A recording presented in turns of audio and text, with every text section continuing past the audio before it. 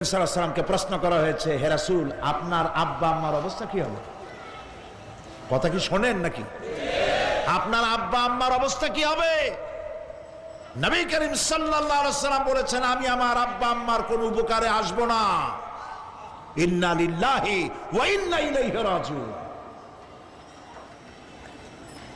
তাহলে কোন সাহসে মনে করতেছেন কোন পীর কোন একটা বিদেশ থেকে দেশের থেকে একটা নাজিল হলো আর ওইটার পিছনে পিছনে দৌড়াবেন, সে আপনারা নাজাত দেবে, তার পায়ে চুমা খাবেন?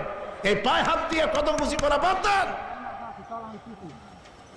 টাকা ইনকাম করার জন্য মানুষকে ভুল পথে পরিচালিত করছে অনেক পীর।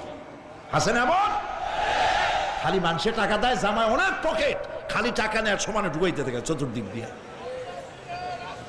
বাইরে বোঝার উপায় নাই, কিন্তু অনেক পীর আছে এমন ঢাকা শহরে বড় বড় মার্কেটের মালিক, আমি জানি।